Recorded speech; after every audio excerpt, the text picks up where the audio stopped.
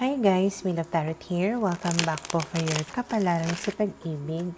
Para po ito sa mga water signs, Cancer, Scorpio, and Pisces. Maglalagay na lang po ako ng timestamp sa my description box para po mapuntahan ninyo ang inyong zodiac signs. Pero syempre, this is a general reading kaya hindi po lahat ay makaka-relate. Okay, we will start po with Cancer. Let's see, ano kaya yung posibleng pagdaraanan ng mga Cancer sa mga susunod na mga araw.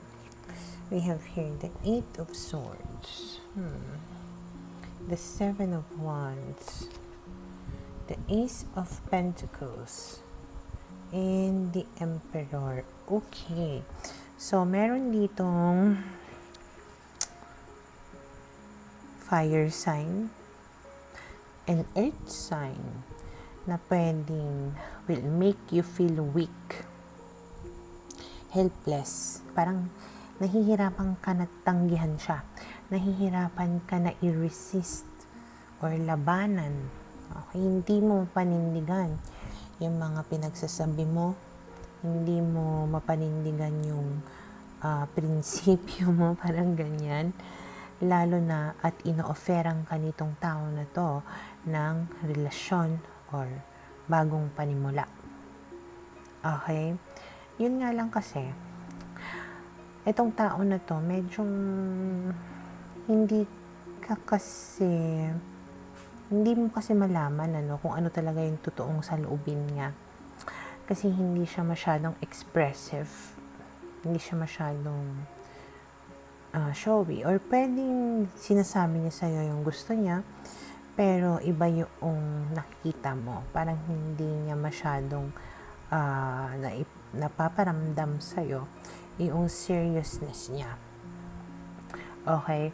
Pero, ganun pa man, medyo bumibigay ka na, nagiging marupok ka sa tao na ito. Okay? And then we have here, the Ten of Cups. So, magiging kayo nga. Okay? In fairness, magiging masaya ka. Magiging masaya yung relationship niyo dalawa. Emotional happiness and contentment, and making you feel really secure and confident. And blissful. Okay? Parang ang saya lang. As in, sobrang ang saya-saya. Okay? And then we have here the Queen of Swords, the Eight of Wands, and the Tower. Ito na. Yung biglang merong magme-message sa iyo na ibang tao na magiging sanhi ng pagkawasak ng happiness mo na yun. Okay? May magiging problema na manggagaling sa ibang tao. It can be a third party, or this can be somebody na mother figure, or babae na matanda, or pwedeng kamag-anak, kaibigan, somebody who's superior than you. Basta, it can be anybody who can create a problem between you and your person. Okay? May masasabi siya na masasaktan ka. Okay? And then we have here the Four of Pentacles and the Hierophant. And because of that, you will somehow bring pressure in the relationship. Pwede kang maging nagger, pwede kang maging clingy, possessive, obsessive, or pwedeng pinapressure mo siya into doing something like maybe marriage, or taking your relationship into the next level, something like that. Basta, parang gusto mo na may gawin siya na para mapatunayan na talagang mahal na mahal ka niya at talagang seryoso siya sa'yo. Kasi yung security mo nawala dahil doon sa nasabi sa'yo ng ibang tao. Okay? And then we have here the Three of Pentacles. But fortunately, you and your person will work things out together. Okay? Pwede niyong maisaayos yung problema na yun. Okay? So, for now, ito yung nakikita ko na posibleng mangyari sa mga Cancer.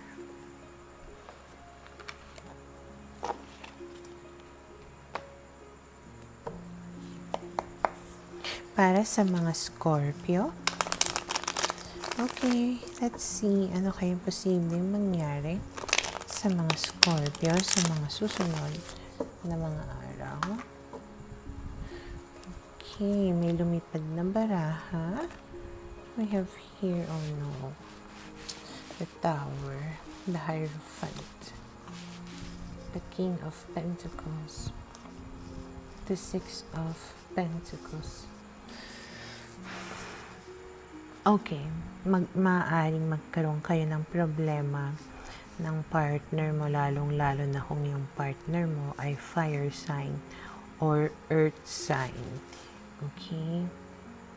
Parang itong pag-aaway na to will really shake your relationship, especially if you are already married. Okay? It has something to do with money, responsibilities, ganyan, pag-provide. So, pwedeng yun yung maging cause ng pag-aaway ninyong dalawa. Pwedeng isa sa inyo ay makakaramdam na hindi na pantay yung naibibigay sa isa't isa. Parang pwedeng nagkakaroon na ng sumbatan na, ako, mas marami ako nagagawa kaysa sa'yo. Parang ganyan. Or, mas mahal kita kaysa sa nararamdaman ko na mahal mo ko. Parang ganyan. Parang kine-question nyo yung ganon. Na hindi na nami-meet, kumbaga yung mga pangangailangan ng bawat isa. Okay? And then we have here the Six of Wands, the Queen of Pentacles, the Justice card, and the Page of Wands. But in fairness, because of this fight, dahil sa kaguluhan na to, pag-aaway nyo na ito, it can parang mailalabas nyo kasi yung issues ninyo, mailalabas nyo yung mga saloobin ninyo sa isa't isa. And parang at dahil doon, parang mas magkakaintindihan kayong dalawa. And willing naman siya to compromise, willing naman siya na ibigay sa'yo kung ano yung nararapat or kung ano yung deserve mo. At dahil doon, maaaring after ng pag-aaway na yon at pag-uusap, maaaring maramdaman mo na mas binibigyan ka na niya ng attention or ng oras, and because of that, pwede kang maging kampante. Okay? And pwede rin na susuyo-suyuin ka niya at lalambing-lambingin. And then we have here the Sun, and because of that, maaaring maging masaya ang inyong pagsasama. And then we have here the Devil and Ace of Cups. The Devil can mean na pwedeng mas maging stronger yung bond ninyo with each other. Pwedeng yung magiging mas, how do you say it, seductive yung relationship ninyo sa isa't isa. Alam niyo na yun, okay? And Ace of Cups, parang nag-uumapaw yung damdamin, pagmamahalan sa isa't isa. Yan, okay? And then we have the Page of Swords and the Four of Cups. And the Star. Ang nakikita ko lang dito is pwedeng you will learn what it is that is missing in your relationship. Okay, malalaman ninyo kung ano yung hinahanap-hanap ninyong dalawa, or kung ano yung nakakapag-disappoint sa inyo. And parang dahil na ma-figure out ninyo what is wrong or what is missing in the relationship, is that magagawan nyo ito ng paraan how to feel it. Kung paano nyo mapupunan, kumbaga yung mga pagkukulang na yon. And dahil doon, you have here the star, which means there is hope in this relationship na maisaayos at maging buo muli. Okay? So for now, ito yung nakikita ko na posibleng mangyari sa mga Scorpio.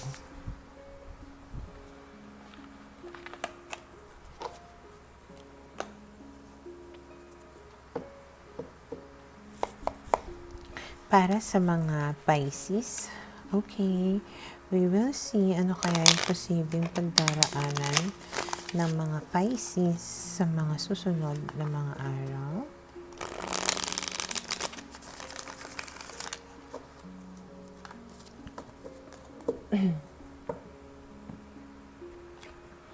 We have here the Judgment card, the Two of Cups, the Ten of Swords, the Four of Wands. Okay, maaaring sa mga susunod na mga araw, matatauhan ka or you will make a decision with regards to your person. And pwedeng isa sa mga desisyon na to is ayusin na yung conflict ninyong dalawa, yung problema ninyong dalawa. At parang maging masaya na lang or ayusin na lang kumbaga yung relationship ninyong dalawa. Okay? And then we have here the Wheel of Fortune, and because of that, maaaring magkaroon ng mga magagandang pagbabago sa relasyon ninyong dalawa na parang mas magiging strong pa ito and parang harmonious, peaceful, ganyan. And then we have here the Nine of Swords na pwedeng mawawala yung mga palaisipan mo, yung nagiging cause ng stress mo.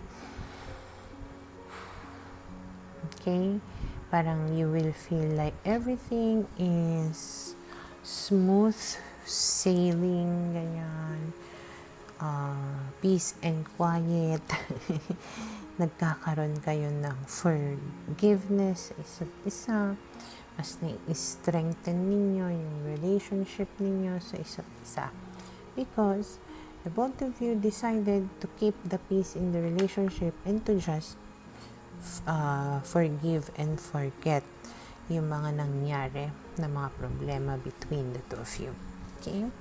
And then we have here the Five of Cups, the Queen of Cups, and the Six of Cups. Parang kumbaga, may nagsisi na may nagkaroon na ng regrets. Pero nanaig, kumbaga yung pagmamahalan sa isa't isa. And because of this, pwedeng magkakaroon nga ng mga positibong mga pagbabago sa relationship ninyong dalawa. Okay? And then we have here the High Priestess and the Knight of Wands. So, it seems na sa mga susunod na mga araw, you will keep on making the best and right decisions. Okay? Because talagang you are using your better judgment in how to deal with whatever situation na meron kayo nitong tao na to. And maybe,